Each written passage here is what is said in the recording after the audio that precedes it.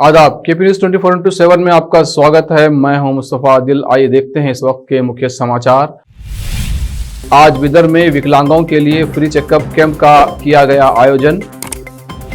आज भारत के पहले शिक्षा मंत्री मौलाना अबुल कलाम आजाद का है जन्मदिन। कलाम की जयंती पर देश में मनाया जा रहा है राष्ट्रीय शिक्षा दिवस। मौलाना अब्दुल कलाम को किया जा रहा है याद। देवेंद्र फडणवीस की बड़ी मुश्किलें, नवाब मलिक की बेटी नीलोफर ने भेजा 5 करोड़ का नोटिस। उत्तर प्रदेश में महिलाएं असुरक्षित, कांग्रेस की उत्तर प्रदेश प्रभारी प्रियंका गांधी वाड्रा ने यूपी सरकार पर साधा निशाना। यूपी चुनाव को जिन्ना के नाम पर लड़ने वाली है समाजवादी पार्टी, बसपा के राष्ट्रीय प्रवक्ता ने साधा निशाना। अमेरिका में हिंदू संस्था पर मजदूरों के शोषण का आरोप, मंदिरों के लिए कम मेहनताने में करवा रहे हैं काम।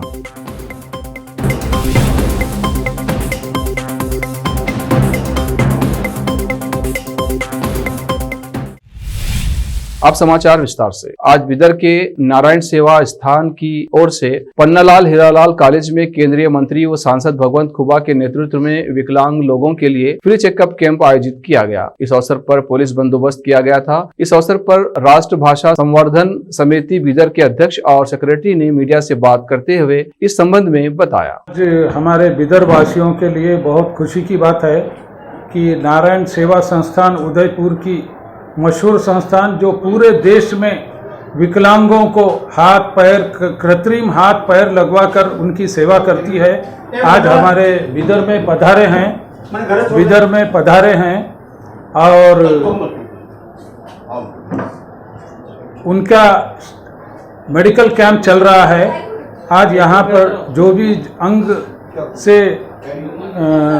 अंग रहित लोग हैं उनको कृत्रिम पैर हाथ लगाने की व्यवस्था नारायण सेवा संस्थान की ओर से की जा रही है। उसी के लिए ये मेडिकल कैंप आज बिदर के बहुत पुराने संस्था पन्नालाल हीरालाल संस्था में रखा गया है और लोगों को मुफ्त में कृत्रिम हाथ पैर और जिनको सुनने में दिक्कत होती है उनको हेयरिंग एड्स और विकलांग लोगों के लिए ट्राइपॉड साइकिल, व्हीलचेयर, ये सब का डिस्ट्रीब्यूशन आयोजन किया गया है।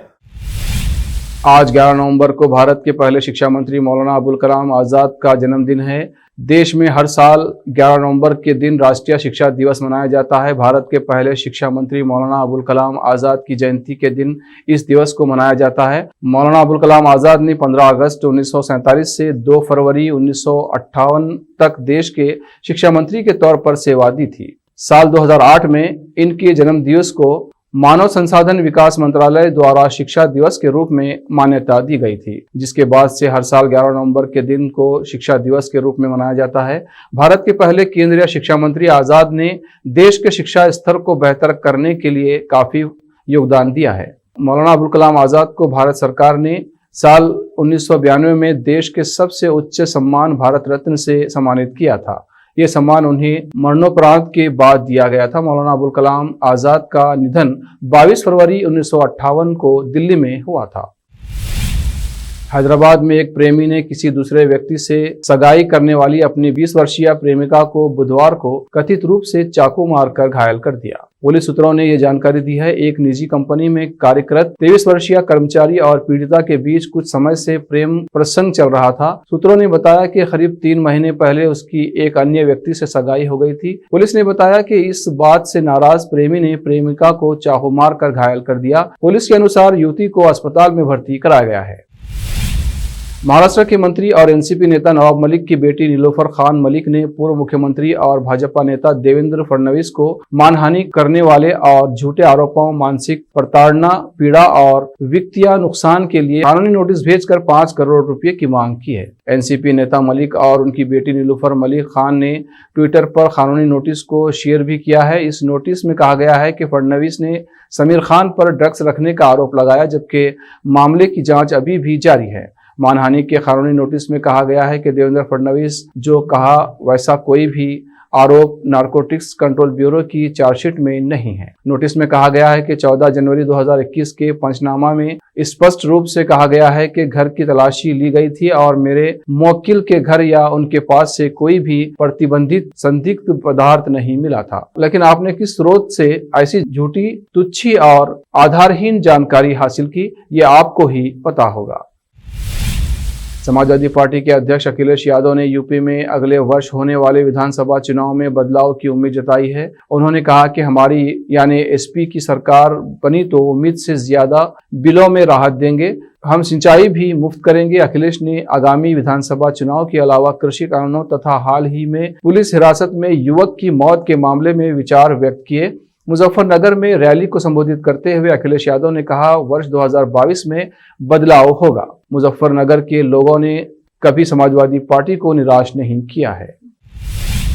कांग्रेस महासचिव प्रियंका गांधी वाड्रा ने गुरुवार को आरोप लगाया कि उत्तर प्रदेश में महिलाएं कहीं भी सुरक्षित नहीं हैं। उन्होंने ये आरोप उस वक्त लगाया जब खबरों में कहा गया है कि लखनऊ स्थित बापू भवन में एक अधिकारी को अनुबंध पर काम कर रही एक महिला कर्मचारी के साथ कथित तौर पर छेड़छाड़ करने के मामले में गिरफ्तार किया गया है। कांग्रेस की उत्तर प्रदेश प्रभारी प्रियंका गांधी वाड्रा ने ट्वीट किया, सचिवालय हो, सड़क हो या और कोई स्थान, उत्तर प्रदेश में महिलाएं असुरक्षित हैं। राज्य सरकार के महिला सुरक्षा के दावे की असलियत यही है। उत्तर प्रदेश की एक बहन को यौन शोषण की शिकायत पर कार्रवाई न होने के चलते अपने साथ घटी घटना का वीडियो वायरल करना पड़ा। कितना धैर्य और लड़ने की शक्ति होगी उसमें।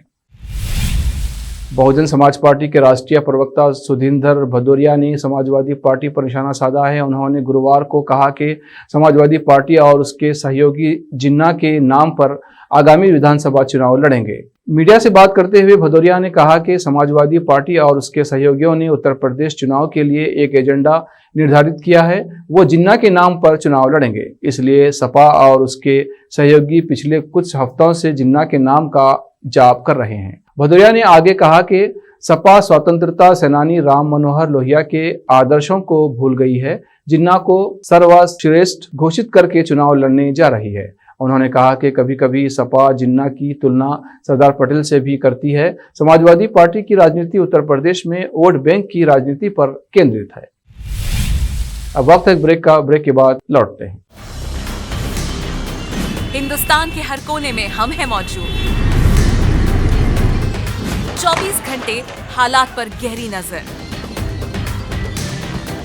खबरों से जुड़े चुपते सवालात और आपको दिखाता है धार्मिक, सामाजिक, राजनीतिक, लोकल और इंटरनेशनल न्यूज की सबसे बेहतर कवरेज,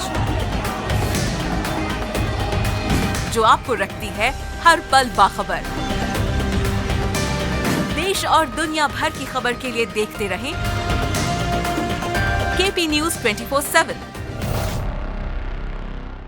शिक्षा एक बहुमूल्य वरदान है। इसे अच्छे और बेहतर वातावरण में प्राप्त की जाए तो और भी अमूल्य हो जाती है। बीदर शहर में ऐसे ही बेहतर वातावरण और बच्चों की अच्छी शिक्षा का एकमात्र केंद्र है VK international primary high school and degree BEd college. विशेषज्ञ और समक्ष शिक्षकों द्वारा प्राथमिक, हाई स्कूल और डिग्री व बीएड की शिक्षा प्राप्त करने के लिए आज ही दाखिला लें। आपको बेहतर शिक्षा के साथ साथ सुखद वातावरण प्रदान करने वाला first time in Bidar history powered by lead school VK international primary high school and degree BEd college. विशाल क्लासरूम्स, विशाल और सुखद अनुभव देने वाला मीटिंग हॉल की व्यवस्था, सेक्रेटरी डॉक्टर दिलीप कुमार कमठाने की देखरेख में और वैजनाथ कमठाने की अध्यक्षता में चलाए जाने वाला और शांत वातावरण और सुहाने पर्यावरण में शिक्षा प्रदान करने वाला शैक्षणिक केंद्र VK international primary high school and degree BEd college, Vidyanagar, Bidar. Phone numbers 8550001972।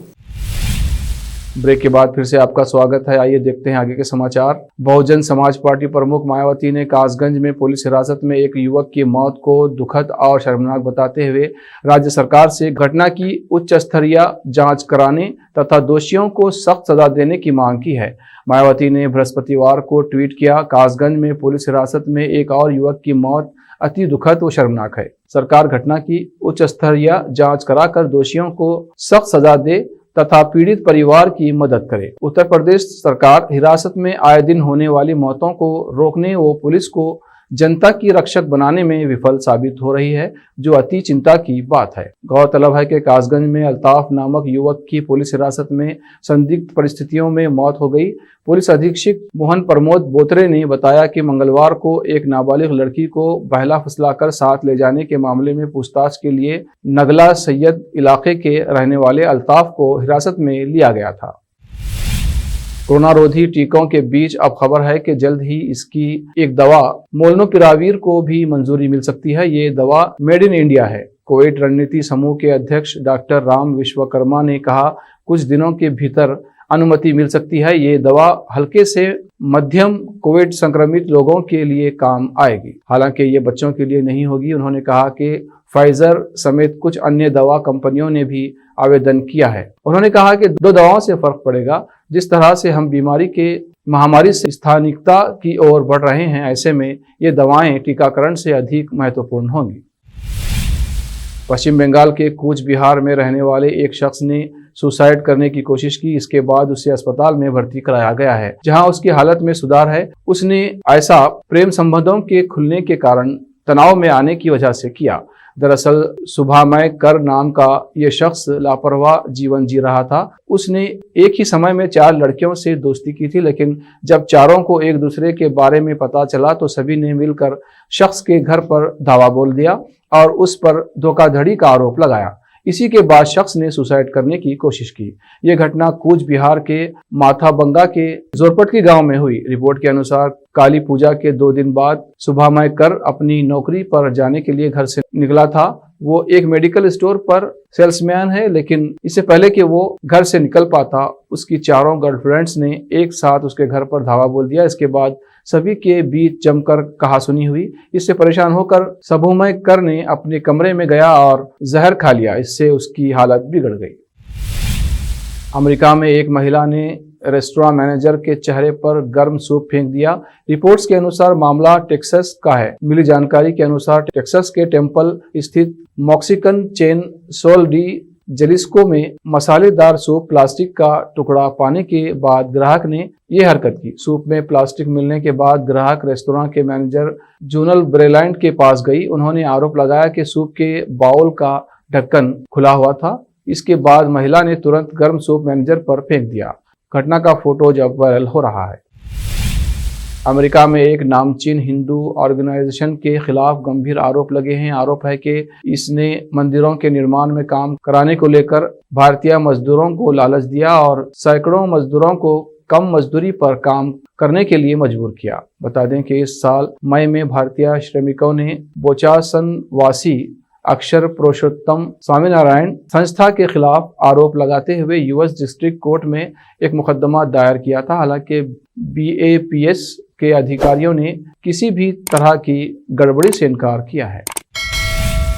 America के शहर न्यूयॉर्क में 50वीं सिटी मैराथन दौड़ हो रही थी। चूंकि कोविड-19 महामारी की वजह से मैराथन 2020 में नहीं हो पाई थी, इसलिए 2021 में इसे देखने के लिए लोग पहुंचे थे। दिलचस्प बात यह रही कि मैराथन के दौरान सारी लाइमलाइट एक बटोर ले गई, जो लोगों के साथ मैराथन में खूब दौड़ रही थी। मैराथन में दौड़ रहे लोगों के बीच ही अपने क्यूट से लाल शूज पहनकर बतख ने ऐसी दौड़ लगाई कि लोग देखते ही रह गए। शायद ऐसा पहली बार हुआ है कि न्यूयॉर्क की मैराथन में कोई बतख दौड़ता हुआ दिखाई दिया। कुल 33,000 लोगों की रेस में प्यारी सी बतख भी शामिल रही। आखिर में फिर एक बार देखते हैं मुख्य समाचार। आज बिदर में विकलांगों के लिए फ्री चेकअप कैंप का किया गया आयोजन।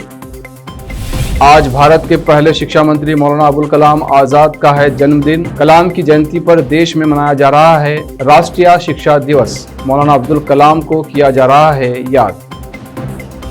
देवेंद्र फडणवीस की बड़ी मुश्किलें, नवाब मलिक की बेटी नीलोफर ने भेजा 5 करोड़ का नोटिस। उत्तर प्रदेश में महिलाएं असुरक्षित, कांग्रेस की उत्तर प्रदेश प्रभारी प्रियंका गांधी वाड्रा ने यूपी सरकार पर साधा निशाना। यूपी चुनाव को जिन्ना के नाम पर लड़ने वाली है समाजवादी पार्टी, बसपा के राष्ट्रीय प्रवक्ता ने साधा निशाना। अमेरिका में हिंदू संस्था पर मजदूरों के शोषण का आरोप, मंदिरों के लिए कम मेहनताने में करवा रहे हैं काम।